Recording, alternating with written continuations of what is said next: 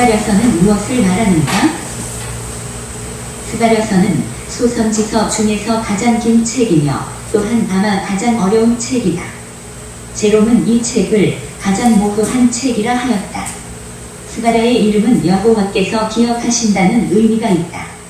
이는 여호와께서 그의 백성을 기억하신다, 혹은 여호와께서 그의 언약을 기억하신다는 의미로 이해할 수 있다. 스가랴와 학개 선지자는 동시대의 선지자로서 스룹바벨 성전의 건축을 재촉하였다. 선지자들고 선지자 학개와 이또의 손자 스가랴가 이스라엘 하나님의 이름을 받들어 유다와 예루살렘에 거하는 유다 사람들에게 예언하였던 이들 선지자의 동료로 주전 520년에 유다 총독 스룹바벨과 대제사장 여호수아를 중심으로 성전 건축 공사가 재개되었다. 학개가 외형적 성전 건축의 중요성을 강조하였다면 스가랴는 성전 건축의 내면적 의미를 강조하고 있다. 두 선지자의 공통점은 첫째로 스룹바벨 성전에 임하게 될 메시아의 영광에 대하여 말하고 있다. 즉 성전 건축의 현재적 영광보다는 미래적 영광을 말하고 있다. 둘째로 성전 건축의 성령의 절대적인 역할에 대하여 말하고 있다.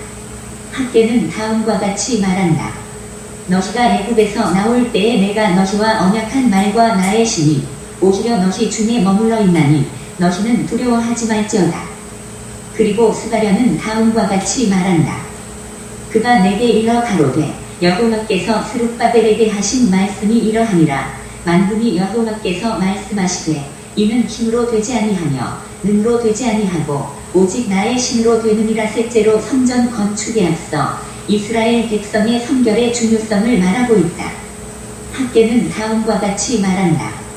학개가 가로되 시체를 만져서 부정하여진 자가 만일 그것들 중에 하나를 만지면 그것이 부정하겠느냐. 제사장들이 대답하여 가로되 부정하겠느니라. 그리고 스가랴는 다음과 같이 말한다.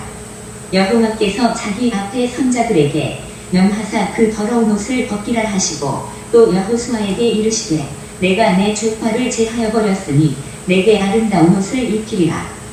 스룹바벨은 이스라엘 백성의 대표로 등장한다. 넷째로 성전 건축을 하는 스룹바벨에 대하여 상당한 격려를 하고 있다. 스룹바벨아 스스로 굳세게 할지어다라고 학개는 말하였다. 스룹바벨의 손이 이전에 지대를 놓았은즉 그 손이 또한 그것을 마치리라라고 스가랴는 말하였다. 스가랴서는 이사야서에 필적할 만큼 메시아에 대한 언급이 많다. 대제사장 여호수아야, 너와 내 앞에 앉은 내 동료들은 내 말을 들을 것이니라. 이들은 예표의 사람이라. 내가 내 종 순을 나게 하리라. 여기서 순은 예수 그리스도를 말하는데 개역개정 한글판에서는 싹으로 번역되어 있다. 순은 다윗의 계보에서 나올 새로운 싹이신 예수 그리스도의 계보적 특성을 시사한다. 싹이라는 단어는 레미 13호와 렘상 13-15에서도 사용되고 있는데 한 의로운 가지로 번역되어 있다. 히브리어 체마흐는 싹이라 번역하기도 하고 가지라고 번역하기도 한다. 여기서 그리스도를 의미하는 신비로운 돌이 등장한다. 만군이 여호와가 말하노라. 내가 너 여호수아 앞에 세운 돌을 보라. 한 돌에 7 눈이 있느니라. 내가 새길 것을 새기며 이 땅의 죄악을 하루에 제하리라. 돌에 달린 7 눈은 성령을 의미하며 새길 것을 새긴다는 것은 하나님의 백성을 삼는 것을 말하며 죄악을 하루에 제거하는 것은 십자가 보혈의 속죄를 말한다. 성경에서 돌이 예수를 의미한다는 표현은 여러 곳에 나타난다. 성전의 머릿돌, 시험하는 돌, 하늘에서 날아온 돌, 광야의 반석, 보배로운 산돌은 예수를 상징한다. 예수께서 나귀 새끼를 타시고 평화의 왕으로 예루살렘에 오신다. 시온에 따라 크게 기뻐할지어다. 예루살렘에 따라 즐거이 부를지어다. 보라, 내 왕이 내게 임하나니 그는 공의로우며 구원을 베풀며 겸손하여서 나귀를 타나니 나귀의 작은 것 곧 나귀 새끼니라. 은 30에 예수께서 팔리는 것을 말하고 있다. 내가 그들에게 이르되 너희가 좋게 여기거든 내 품삯을 내게 주고 그렇지 아니하거든 말라. 그들이 꼭 은 30을 달아서 내 품삯을 삼은지라. 여호와께서 내게 이르시되 그들이 나를 헤아린 바 그 삭슬 토기장이에게 던지라 하시기로 내가 곧 그 은 30을 여호와의 전에서 소기장이에게 던지고 죄와 더러움을 씻는 셈은 예수의 속죄 사역을 보여주고 있다. 그날의 죄와 더러움을 씻는 셈이 다윗의 족속과 예루살렘 거민을 위하여 열리리라. 여기서 죄와 더러움을 씻는 셈은 죄와 더러움을 씻는 근원으로 번역할 수 있다. 여기서 히브리어 마코르가 렘 13과 렘 17, 13에서는 셈이 아니라 근원으로 번역되어 있다. 예수 그리스도의 십자가만이 죄와 더러움을 정결하게 하는 유일한 근원이다. 너희가 알거니와 너희 조상의 유전한 망령된 행실에서 구속된 것은 은이나 금같이 없어질 것으로 한 것이 아니요 오직 흠없고 점없는 어린 양 같은 그리스도의 보배로운 피로 한 것이니라. 스룹바벨을 통하여 여호와의 전의 기초가 놓이며 세워진다. 여호와께서 이스라엘을 괴롭히는 네 개의 뿔에 대하여 4명의 대장장이를 동원하여 물리치신다. 이스라엘을 괴롭힌 대표적 나라는 애국과 압수르와 바벨론과 셀류쿠스 왕조와 로마 제국이다. 여호와께서는 이스라엘 백성을 대표하는 여호수아의 더러운 옷을 벗기시고 아름다운 옷을 입히시어 성결하게 하신다. 날아가는 두루마리는 죄악에 대한 저주를 말하며 에바 속의 한 여인이 낙 조각에 덮여 신할 땅으로 옮겨지는 것은 이스라엘의 죄악의 제거를 말한다. 순금 등잔대 위에 기름 그릇과 그 위에 7 등잔과 그 등잔을 위한 7 방이 있고 그 등잔대 곁에 2 감람나무는 스룹바벨의 성전 건축의 일에 삼위 하나님께서 함께 하실 것을 보여주고 있다. 예루살렘에 예수께서 평화의 왕으로 오시며 이방인들도 예배에 동참한다. 예루살렘의 4월과 5월과 7월과 10월의 금식이 변하여 기쁨과 즐거움의 절기가 된다. 이스라엘은 하나님의 백성이 되고 만군이 여호와께서 그들을 통치하신다. 여호와께서 그 백성을 질투하기까지 사랑하시며 자신이 불의 성곽이 되어 보호하신다. 스가랴는 스룹바벨의 성전 건축 이후에 다시 임하게 될 예루살렘의 번영과 예수 그리스도를 통한 교회의 영광을 바라보고 있다. 말라기서는 무엇을 말하는가? 말라기서는 구약 성경의 마지막에 위치하며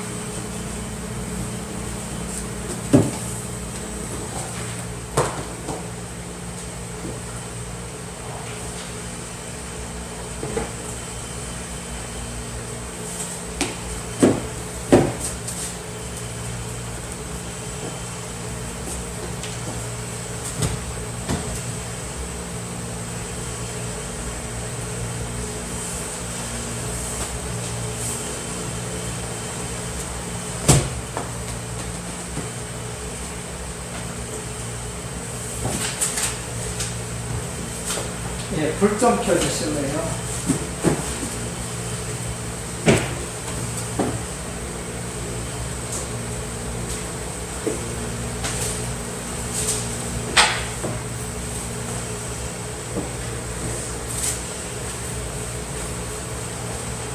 스가랴서 말씀 우리가 다시 한번 돌아보겠습니다.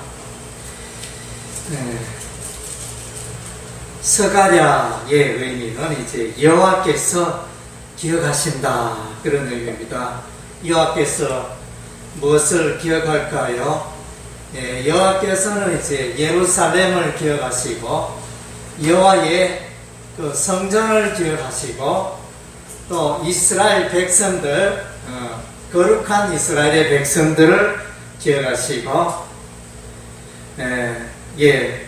주로 이제 그 3가지를 기억하시는 것입니다. 예루살렘을 기억하시고 예루살렘의 성전을 기억하시고 예루살렘의 거룩한 백성, 그의 백성을 기억하셔서 마침내는 이제 메시아 예수 그리스도를 통하여 은혜를 쏟으십니다.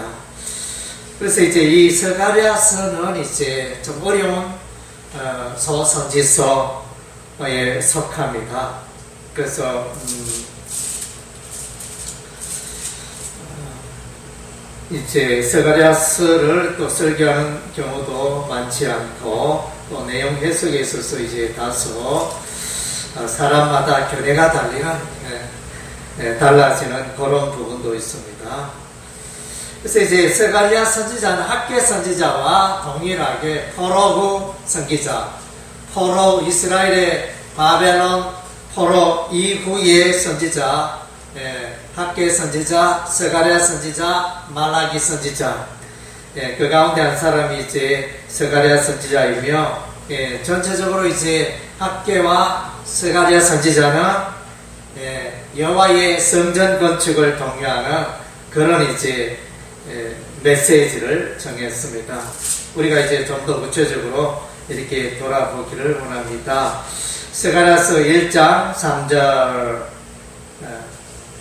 우리 다 같이 읽을까요? 그러므로 너는 그들에게 말하기를 만군의 여호와께서 이처럼 이르시되 너희는 내게로 돌아오라 만군의 여호와의 말이라 그리하면 내가 너희에게 돌아가리라 만군의 여호와의 말이라. 돌아오라. 소선지서의 중요한 주제 중에 하나는 돌아오라. 히브리어 슈브 동사를 쓰면서 돌아오라 이것을 말씀해 주고 있습니다. 그래서 돌아온 백성이 예루살렘에 거주하며 돌아온 백성이 여호와의 성전을 건축하고 돌아온 백성들이 메시아를 앙망하는 이런 이제 흐름이 있습니다. 먼저는 이제 스가랴 앞부분에는 이제 8개의 환상이 나타납니다. 8개의 환상이 나타나는데 이 8개의 환상의 그 주제들이 어떻게 흐름이 어떻게 연결이 되어지나 그 흐름을 생각해 보면 이제 여호와의 성전 건축과 이렇게 연계해서 우리가 예루살렘과 여호와의 성전 건축을 연계해서 생각할 수 있습니다. 먼저 첫 번째 환상은 8절에 보니까 1장 8절에 내가 밤에 보니 한 사람이 붉은 말을 타고 꼴짝에서 화석류 나무 사이에 섰고 뒤에는 붉은 말과 자줏빛 말과 백마가 있기로 내가 말하되 내 주여 이들이 무엇이니까 하니 내게 말하는 천사가 내게 이르되 이들이 무엇인지 내가 내게 보리라 하니 화석류 나무 사이에 선자가 대답하여 이르되 이는 여호와께서 땅에 두루 다니라고 보내신 자들이나. 11절에 그들이 화석류 나무 사이에 선 여호와의 천사에게 말하되 우리가 땅에 두루 다녀보니 온 땅이 평안하고 조용하더이다. 이제 이런 보고를 합니다. 그러니까 하나님께서 예루살렘에 대해서 관심을 가지시고 그의 사자를 보냅니다. 그의 사자가 붉은 말, 자줏빛 말, 백말 이런 이제 표현으로 나타나 있습니다.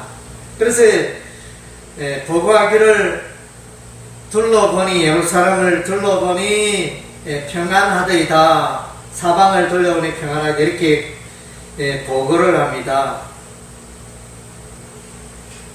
그러니까 예루살렘이 폐허가 되어 이제 조용한 그런 상태. 그래서 12절에 여호와의 천사가 대답하여 이르되 만군의 여호와여 여호와께서 언제까지 예루살렘과 유다 성읍들을 불쌍히 여기지 아니하시리 하나이까 이를 노하신 지 70년이 되었나이다. 에레미야 선지자가 70년이 지나면 이제 예루살렘이 회복되리라 또 바벨론 포로가 귀환하리라 예언되었는데 여호와여 언제까지 이 예루살렘이 황폐되며 여호와의 성전이 황폐되며 그렇게 방치하시겠나이까 이런 이제 질문을 합니다. 하나님께서는 이제 다시 예루살렘을 회복하시겠죠. 그리고 이제 1장 18절 이하에 읽으면 내가 눈을 들어본 적 내게 뿔이 있기로 이에 내게 말하는 천사에게 묻되 이들이 무엇이니까 하니 내게 대답하되 이들이 유다와 이스라엘과 예루살렘을 흩뜨린 뿔이니라. 그때 여호와께서 대장장이 4명을 내게 보이시기로. 그래서 이제 이 내용은 뭐냐면 네 뿔, 이스라엘을 괴롭힌 네 뿔이 어느 나라를 말하느냐 어느 왕을 말하느냐 뭐 이렇게 표현할 수도 있는데 이제 애굽 나라, 아수르 나라, 바벨론 나라, 메데바사 나라 이렇게 설명할 수도 있겠습니다. 그래서 이제 북이스라엘은 아수르에게 멸망당했고 남한국 유다는 바벨론에게 멸망당했습니다. 예, 그래서 이제 이런 불들을 하나님이 이제 망치로 여기에 보면 공장장이 대장장이가 나타나는데 그들이 망치로 그 불을 깨뜨려 버립니다. 예, 이스라엘을 괴롭힌 하나님의 백성을 괴롭힌 그 나라에 대해서 우리 하나님이 심판하여 징계하여 멸망에 이르게 하십니다. 두 번째 보면 이제 예루살렘에 청량줄을 내리는 사건이 등장합니다. 2장 1절 2절 제가 3절까지 4절까지 읽어보겠습니다. 내가 또 눈을 들어 본 적 한 사람이 청량줄을 그의 손에 잡았기로 내가 어디로 가느냐 물은즉 그가 내게 대답하되 이 사람을 청량하여 그 너비와 길이를 보고자 하노라 하고 말할 때 내게 말하는 천사가 나가고 다른 천사가 나와서 그를 맞으며 이르되 너는 달려가서 그 소녀에게 말하여 여기를 예루살렘은 그 가운데 사람과 죽이 많으므로 성곽 없는 성읍이 될 것이라. 여호와의 말씀에 내가 불로 둘러싼 성곽이 되며 그 가운데 영광이 되리라. 그러니까 예루살렘에 청량줄을 들여오는데, 그래서 예루살렘이 다시 건축이 되고 여호와의 성전이 건축이 되고 회복되는 이런 장면을 그 성에, 그 예루살렘의 여호와의 성전에 하나님이 함께 하시겠다, 그런 내용이 되어집니다.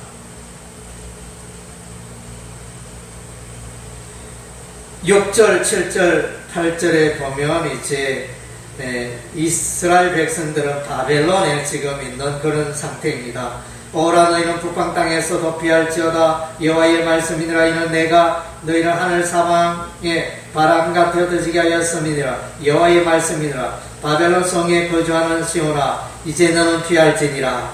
그래서 바벨론에서 신속히 나와 예루살렘으로 돌아오라, 이런 뜻입니다. 8절에 만군의 여호와께서 이같이 말씀하시되 영광을 위하여 너희를 노력한 여러 나라로 보내셨나니 너희를 범하는 자는 그의 눈동자를 범한 것이라. 그의 백성을 해치는 자는 하나님의 눈동자를 범하였다. 이게 엄청난 표현이잖아요. 하나님은 그의 백성을, 이스라엘 백성을, 예루살렘 이렇게 엄청나게 사랑하고 있는 하나님의 마음을 우리가 볼 수가 있습니다. 그리고 이제 3장에 들어가면 대제사장 여호수아가 이제 여호와의 천사 앞에 섰고 사탄은 그의 오른쪽에 서서 그를 대적하는 것을 여호와께서 내게 보이신다. 여호와께서 사탄에게 이르시되 사탄아 여호와께서 너를 책망하노라. 예루살렘을 택한 여호와께서 너를 책망하노라. 이는 불에서 꺼낸 그 썰린 나무가 아니냐 하실 때 여호수아가 더러운 옷을 입고 천사 앞에 서 있는지라. 여호와께서 자기 앞에 선자들에게 명령하사 그 더러운 옷을 벗기라 하시고 또 여호수아에게 이르시되 내가 네 죄악을 제가 버렸으니 내게 아름다운 옷을 입히라 하시기로. 그래서 이제 대제사장 여호수아가 더러운 옷을 입는데 이제 새로운 옷으로, 깨끗한 옷으로, 성결한 옷으로 갈아입습니다. 이것은 뭘 말합니까? 이제 대제사장 여호수아는 이스라엘을 대표하는 인물로, 이스라엘 백성을 대표하는데 죄 가운데 있던 이스라엘 백성을 새롭게 정결케 하시고 성결케 하신다는 그런 내용이 되어집니다. 4장에 보면 이제 성전 기구가 등장합니다. 순금 등잔대와 두 감람나무 이렇게 등장하는데 4장 2절에 그가 내게 묻되 내가 무엇을 보느냐. 내가 대답하되 보니 순금 등잔대가 있고 등잔대가 있는데 그 위에는 기름 그릇이 있고 또 기름 그릇 위에 7 등잔이 있으며 그 기름 그릇 위에 있는 등잔을 위에서 7 관이 있고 그 등잔대 곁에 두 감람나무가 있는데 하나는 그 기름 오른쪽에 있고 하나는 그 왼쪽에 있나이다 하고. 그래서 이것이 무엇을 의미합니까? 그래서 이제 이건 성전을 말해주잖아요. 성전. 옷이라 이러면 단추를 말하면 옷을 표현하는 것처럼 이제 성전을 표현하는 기구를 말해요. 순금 등잔대 7 등잔이 있고 또 7관이 있고 그렇게 이런 표현들이 나타납니다. 두 감람나무, 등잔대 곁에 두 감람나무. 등잔대 곁에 두 감람나무는 이제 대제사장 여호수아와 총독 스룹바벨을 말합니다. 이들이 여호와의 성전을 건축하게 됩니다. 여호와의 성전을 건축하고 그래서 성전이 건축되어지는 이런 장면을 말씀해주고 있습니다. 4장 6절과 7절에 보니까 그가 내게 대답하여 이르되 여호와께서 스룹바벨에게 하신 말씀이 이러하니라 만군의 여호와께서 말씀하시되 이는 힘으로 되지 아니하면 능력으로 되지 아니하고 오직 나의 영으로 되느니라. 큰 산 아래가 무엇이나 내가 스룹바벨 앞에서 평지가 되리라. 그가 머릿돌을 놓을 때 무리와 외치기로 온총온총이 그에게 설치다리라 하셨고 여호와의 말씀이 또 내게 임하여 이르시되 스룹바벨의 손이 이 성전의 기초를 놓았은즉 그의 손이 또한 그 일을 마치리라 하셨으니 만군의 여호와께서 나를 너에게 보내신 줄을 내가 알리라 하셨느니라. 그래서 여호와의 성전 건축에 관하여 말씀을 해주고 있습니다. 특별히 성전 건축에 스룹바벨과 총독 스룹바벨과 대제사장 여호수아를 들어 이 일에 사용할 것을 말씀해주고 있습니다. 두 사람을 두 감람나무라 이렇게 표현하고 있습니다. 예, 스가랴 5장에 보면 이제 두루마리가 날아갑니다. 날아가는 두루마리. 5장 1절에 보니까 내가 다시 눈을 들어본 적 날아가는 두루마리가 있더라. 그가 내게 묻되 내가 무엇을 보느냐 하기로 내가 대답하되 날아가는 두루마리를 보나이다. 그 길이가 20규빗이요 너비가 10규빗이다. 그가 내게 이르되 이는 온 땅에 내리는 저주라. 도둑질하는 자는 그 이쪽 글대로 끊어지고 맹세하는 자는 그 저쪽 글대로 끊어지리라 하셨으니 쉽게 말하 이제 날아가는 두루마리 저주 이것은 이제 율법의 저주라 할 수 있습니다. 율법에 외쳐니까 이스라엘 백성들은 다 죄인이고 심판받아야 멸망받아야 죄인으로 드러나게 됩니다. 이스라엘 악한 모습을 보여줍니다. 그리고 에바 속의 여인 장면. 에바는 이제 밀을 곡식을 대는 그 대를 말합니다. 담는 청량하는 대를 말하는데 5장 6절에 보니까 내가 묻되 이것이 무엇이니까 하니 그가 이르되 나오는 이것이 에바이니라 하시고 또 이르되 온 땅에서 그들의 모양이니라. 이 에바 가운데는 한 여인이 앉았느니라. 그때 둥근 납 한 조각이 들리더라. 그가 이르되 이는 악이라고 그 여인을 에바 속으로 던져놓고 납 조각을 에바 아기 위에 던져뒀더라. 내가 또 눈을 들어본 적 두 여인이 나오는데 악의 날개 같은 날개가 있고 그 날개에 바람이 있더라. 그들이 그 에바를 천지 사이로 들었기로. 그래서 이제 이것은 뭐냐면 이제 이 여인은 또 이스라엘을 말하고 죄악의 어떤 이스라엘을 말합니다. 죄 가운데 타락한 이스라엘, 또 우상 숭배하는 이스라엘, 율법의 저주 가운데 있는 이스라엘. 그래서 이스라엘의 죄악을 바벨론 포로로 옮김으로써 이제 정결케 하십니다. 이스라엘의 죄악을 바벨론 포로의 이유가 뭐냐? 이스라엘을 예루살렘을 정결케 하기 위한 목적이었습니다.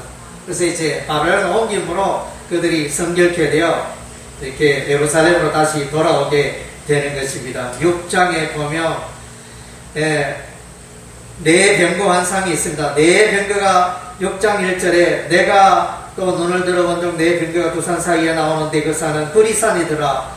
첫째 병거는 붉은 말들이, 둘째 병거는 검은 말들이, 셋째 병거는 흰 말들이, 넷째 병거는 어렁지고 금감 말들이 메었는지라.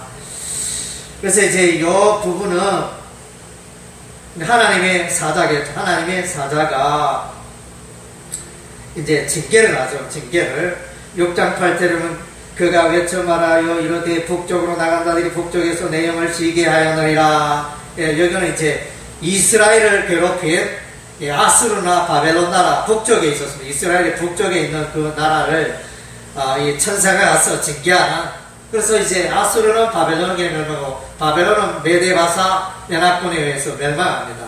그래서 징계한다는 그런 의미가 되어집니다. 그리고 이제 멸류관을 쓴 여호수아가 등장합니다. 6장 후반부에 보면 멸류관을 쓴 여호수아, 11절에 은과금을 받아 멸류관을 만들어 요사닥의 아들 대제사장 여호수아의 머리에 세우고 말하여 이르기를 만군의 여호와께서 이같이 말씀하시되 보라 싹이라 이름하는 사람이 자기 곳에서 떠나서 여호와의 전을 건축하리라. 13절에 그가 여호와의 전을 건축하고 영광도 없고 그 자리에 앉아서 다스릴 것이요 또 제사장이 자기 자리에 있으리니 이 둘 사이에 평화의 의논이 있으리라 하셨다. 그러니까 평화의 의논 이 단어는 대단히 중요합니다. 그래서 평화를 말하는, 그래서 이제 평화는 어디서 오냐? 평화는 성전에서 오고 여호와로부터 오고 메시아로부터 오고. 그래서 여기 삭, 보라 삭, 옛날에 순이라 그랬는데 순, 삭 이건 메시아를 말합니다. 메시아 예수 그리스도가 오시면 참된 평화가 있다는 것입니다. 먼저는 이제 대제사장 여호수아를 말하고 나아가서는 이 대제사장 여호수아가 메시아 예수 그리스도를 또한 예표하는 인물로 나타납니다. 7장에는 이제 금식에 관하여 말씀해 주고 있습니다. 바벨론 포로 중에도 금식을 했는데 이 금식을 포로기한 이후에도 계속 해야 합니까? 이렇게 질문을 했을 때 그런 이제 율법 의식에 매이지 마라. 너희가 정말로 참으로 참된 회개를 한 적이 있는가? 우리 하나님 그렇게 질문하십니다. 7장 5절에 온 땅의 백성과 제사장들에게 이르러 너희가 70년 동안 다섯째 달과 일곱째 달에 금식하고 애통하였거니와 그 금식이 나를 위하여 한 것이냐? 너희가 먹고 마실 때 그것은 너희를 위하여 먹고 너희를 위하여 마시는 것이 아니냐? 율법의 어떤 예배나 의식이 절기가 있었지만 하나님을 위한 그런 이제 삶보다는 이렇게 아주 형식적으로 치우치는 그런 것들이었다. 그래서 그러다가 이제 마침내 바벨론의 포로로 끌려가게 되죠. 그래서 그들은 이제 율법의 말씀을 외면하여 마침내 포로가 되었습니다. 7장 후반부에 보면 7장 9절에 만군의 여호와가 이같이 말하여 이르기를 너희는 진실한 재판을 행하며 서로 인애와 긍휼을 베풀며 과부와 과원 나그네와 공피한 자를 압제하지 말며 서로 해하려고 마음에 동하지 말라 하였으나 그들이 듣기를 싫어하며 등을 돌리며 듣지 아니하고 귀를 막으며 그 마음을 금강석 같게 하여 율법과 만군의 여호와가 그의 영으로 옛 선지자를 통하여 전한 말을 듣지 아니하므로 그 은전자가 만군의 여호와께로부터 나왔도다. 내가 불러도 그들이 듣지 아니한 것처럼 그들이 불러도 내가 듣지 아니하라. 만군의 여호와를 내가 그들을 바람으로 불어 알지 못하는 여러 나라에 흩어놓으리라.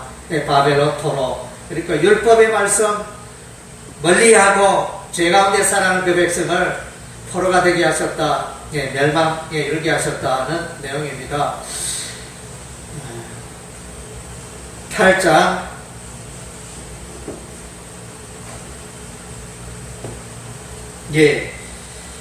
8장에도 이제 금식에 관한 8장 19절에 금식에 관한 내용이 만군의 여호와가 이같이 말하노라. 넷째 달의 금식과 다섯 달의 금식과 일곱째 달의 금식과 열째 달의 금식이 변하여 유다 족속이 기쁨과 즐거움과 희락에 즐거들이 오리니 오직 너희는 진리와 평을 말을 사랑할지니라.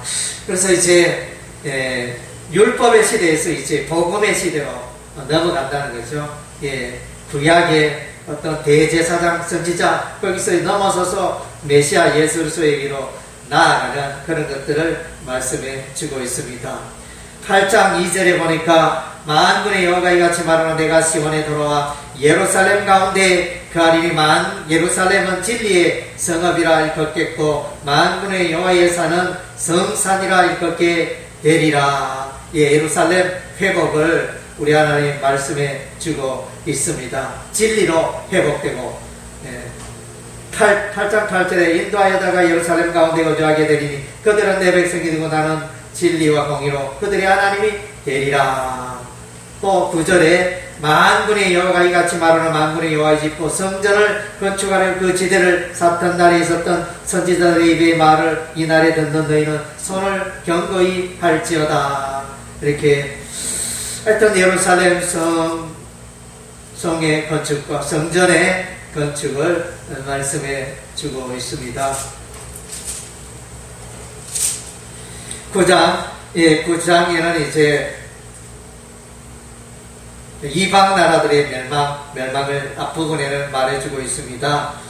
다메섹이 멸망하고 시돈이 멸망하고 두로가 멸망하고 아스글론이 멸망하고 아스돗이 멸망하고 그리고 블레셋 나라 또 이렇게 두로 나라 이런 이제 해변가 나라들이 멸망합니다. 아스루가 혹은 바벨론이 침공할 때 늘 해변의 길로 이용했어요. 거기에 있던 족속들은 이제 피해를 엄청 입죠.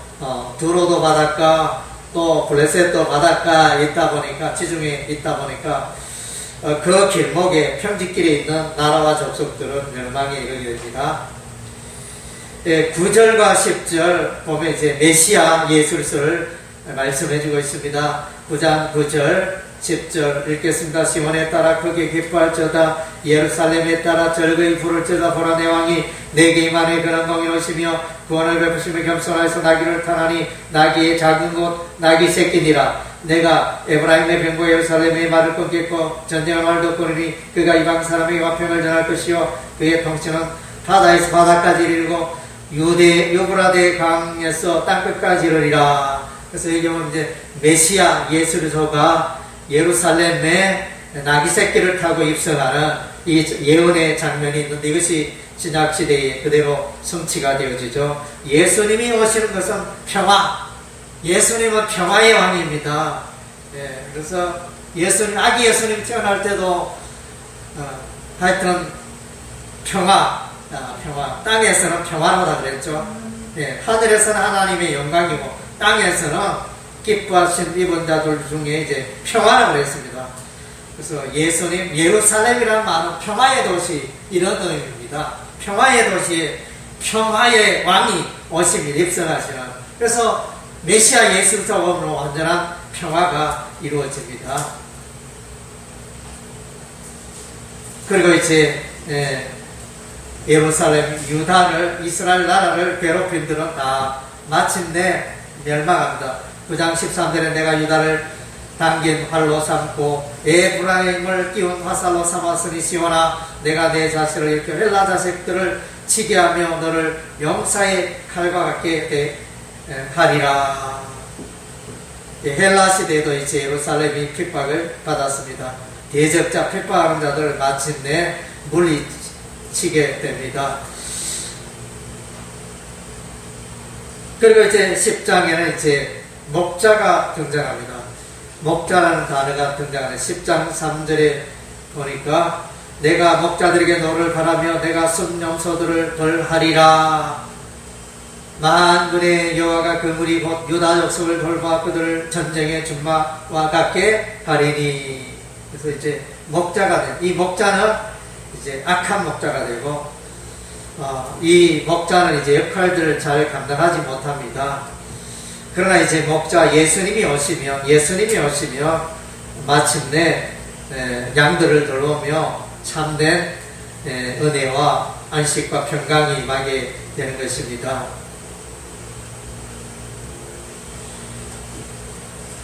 그래서 이제 또 참된 목자가 오므로 예루살렘이 회복되어집니다. 8절, 9절, 10절에 제가 읽어보겠습니다. 내가 그들을 향하여 바람을 불어 그들을 모을 것은 내가 그들을 구속하였음이라. 그들이 전에 번성하던 같이 번성하리라. 내가 그들을 여러 백성들 가운데 흩트려내어 그들이 먼 곳에서 나를 기억하고 그들이 살아서 그들의 자녀들과 함께 돌아올지라. 내가 그들을 애굽 땅에서 돌아오게 하며 그들을 아수르에서부터 모으며 길라 땅과 레바논으로 그들을 이끌어 가리니 그들이 갈 곳이 부족하리라. 이제 포로에서 흩어졌던 자들이 예루살렘으로 나오는 장면을 말씀해주고 있습니다. 11장에도 이제 목자가 나타나네요. 여기서 이제 목자들은 이제 통상 왕으로 이렇게 보면 되겠습니다. 왕.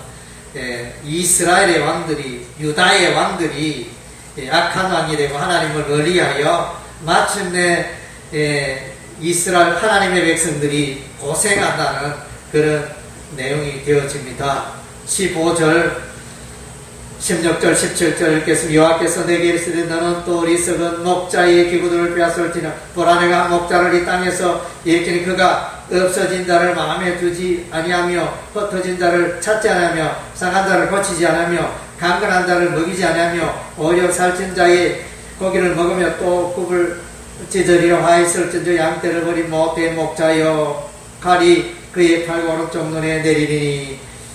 그래서 이제 이게 악한 왕이 일어나서 예루살렘을 침공하고 그의 백성을 괴롭히는 이런 장면을 말씀해 주고 있습니다. 12장에 보면 예루살렘의 구원을 말씀해 주고 있습니다. 예루살렘의 회복. 7절과 8절에 보면 여호와가 먼저 유다 장막을 구원하리니는 다윗의 집의 영광과 예루살렘 주민의 영광이 유다보다 더하지 못하게 하되 그날에 여호와가 예루살렘 주민을 보호하리니 그 중에 약한 자 그날은 다윗 같겠고 다윗 족속은 하나님 같고 무리 앞에 있는 여호와의 사자 같을 것이리라. 예루살렘을 치러 오는 이방 나라들 그날에 멸하기를 힘쓰리라. 그래서 예루살렘이 회복되고 그 다음 심령의 회복도 말씀해요. 12장에 10절 이후에 보면 심령의 회복, 메시아 예수로 말미암아 심령의 회복의 역사가 일어납니다. 성령의 임재로 말미암아 회개의 역사가 일어납니다. 12장 10절에 내가 다윗의 집과 예루살렘 주민에게 은총과 강건한 심령을 부어주리 그들이 지름과 그를 바라고 그를 위하여 통하기를 독자를 위하여 통하듯 하며 그를 위하여 통곡하기를 장자를 위하여 통곡하다 하리로다. 그날 예루살렘에 큰 애통이 있으니 먹이또 골짜기 하다 드림몬에 있던 애통과 같은 것이 온 땅 각 족속이 따로 애통하되 다윗의 족속이 따로하고 그들의 아내들이 따로하며 나단의 족속이 따로하고 그들의 아내들이 따로하며 레위 족속이 따로하고 그들의 아내들이 따로하며 시므이 족속이 따로하며 그들의 아내들이 따로하며 모든 남은 족속도 각기 따로하고 그들의 아내들이 따로하리라. 그러니까 구원은 집단적으로 이루어지는 게 아니고 각 개인이 예수를 믿음으로 구원받게 된다는 그런 이제 의미가 되어집니다. 회개의 역사가 일어납니다. 13장에 보면 이제 메시아의 오심을 말씀해주고 있습니다.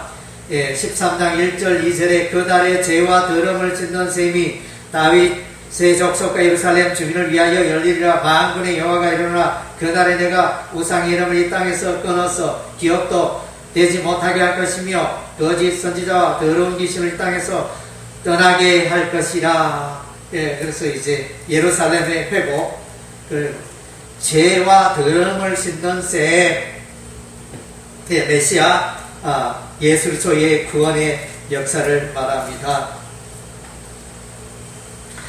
13장 7절에는 이제 여기서 칼로 침을 당하는 목자는 이제 십자가에 매달리는 예수님을 말씀해 주고 있습니다. 7절에 보니까 13장 7절에 만군의 여호와가 말을 카라 깨어서 내 목자 내 짝된 자를 치라. 목자를 치면 양이 흩어지리라. 작은 자들 위에는 내가 내 손을 들이라. 그래서 예수님이 십자가 형벌 받는 그 장면을 말씀해 주고 있습니다. 8절에 여호와가 말하노라 이 온 땅에서 3분의 2는 멸망하고 3분의 1은 거기 남으리니. 3분의 2가 멸망하고 3분의 1이라 합니다. 이것은 뭡니까?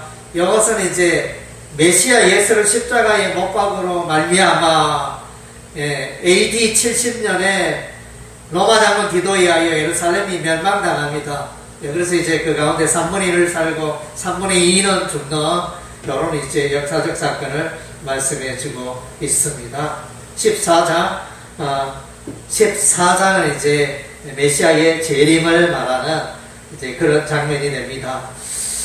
그래서 14장은 이제 좀 내용이 좀 어렵습니다.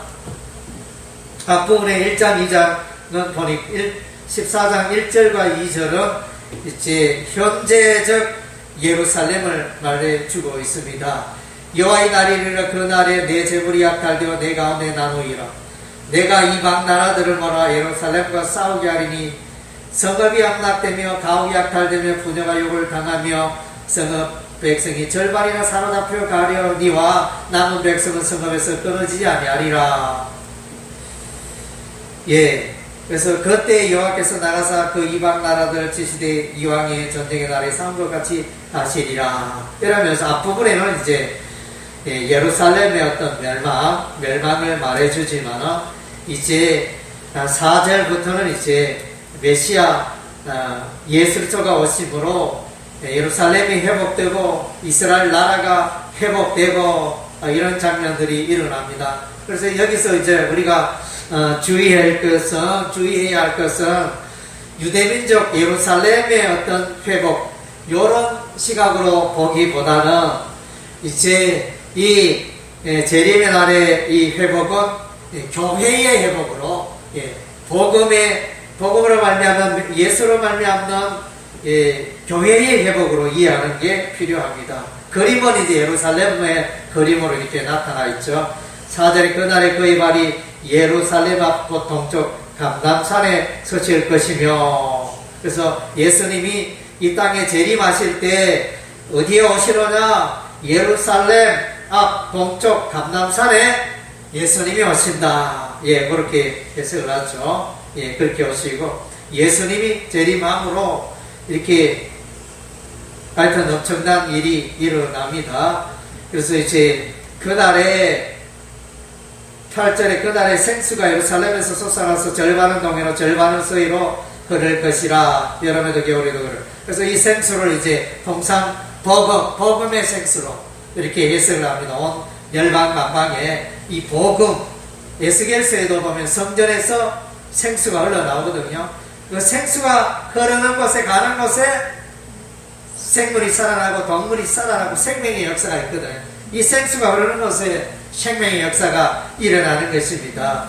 그래서 여호와 하나님이 천하의 9절에 여호와께서 천하의 왕이 되시리. 그날에는 여호와께서 홀로 한 분이실 것이요 그 이름이 홀로 하나이실 것이다. 이러면서 12절에는 예루살렘을 친 모든 백성에게 여호와께서 내리실 재앙을 이러하니 곧 섰을 때 그들의 살이 썩으며 그들의 눈동자가 눈구멍 속에 썩으며 그들의 혀가 입속에서 썩을 것이요. 결국은 이제 사망을 맞이한다. 예루살렘을 가게 하고 대적한 자들은 마침내 멸망에 이르게 됩니다. 그리고 이제 예루살렘은 다시 회복되어 초막절을 지킵니다. 16절에 예루살렘을 치러왔던 이방 나라들 중에 남은 자가 해마다 올라와서 그 왕을 만군의 여호와께 경배하며 그 왕 만군의 여호와께 경배하며 초막절을 지키시라. 초막절은 이제 이스라엘의 구원을 기뻐하고 즐거운 광야 시대를 생각하며, 그래서 이 축제의 기간이죠. 기쁨과 감사의 그 절기가 초막절이 되어집니다. 또 18절에도 초막절이 등장하네요. 초막절은 이제 예수 그리스도의 재림과 연관되어 이렇게 해석이 되어집니다. 18절에 만일 법적성이 올라오지 아니할 때에는 비 내림이 있지 아니하니 여호와께서 초막절을 지키러 올라오지 아니하는 이방 나라들의 사람을 지지는 장을 그에게 내릴 것이라.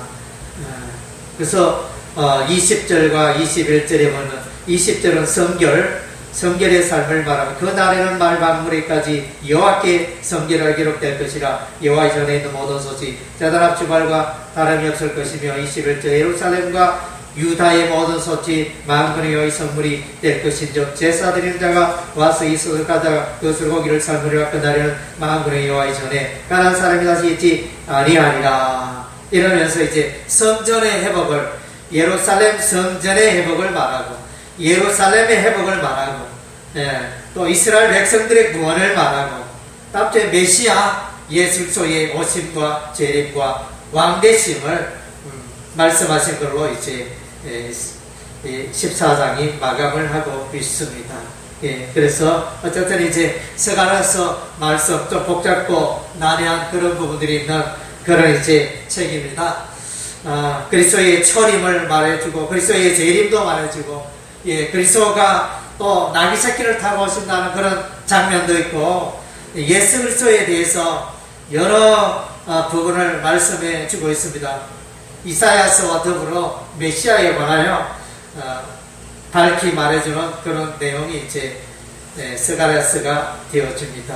예, 그래서 하나님은 기억하신다. 하나님은 예루살렘을 기억하시고, 하나님 여호와의 성전을 기억하시고, 하나님 그의 거룩한 백성을 기억하시고, 그래서 그들을 위하여 메시아 예수가 오셔서, 예, 그래서 예루살렘에 자정하시고 여호와의 성전에 자정하시고 또 예루살렘 거민들과 거민을 다스리며 메시아 왕국이 이루어질 것을 말씀해주고 있습니다. 메시아 왕국은 궁극적으로 유대 나라에서 이루어진다 이렇게 해석하기보다는 궁극적으로 교회, 이 땅에 있는 교회에 메시아 예수가 왕이 되시고 머리가 되시는 그런 장면으로 이해하시면 되겠습니다. 그래서 이것을 너무 문자적으로 해석하다 보면 이제 유대인들은 자기 나라에 다시 메시아 왕국이 이루어진다 이런 식으로 이제 해석을 하죠. 그러나 이제 우리 신약 개혁주의 신학은 이제 그런 쪽으로 가지 않습니다. 교회가 회복되고, 예, 그래서 그리스도의 통치가 이루어질 것이다 이렇게 해석을 합니다. 우리 찬양하겠습니다.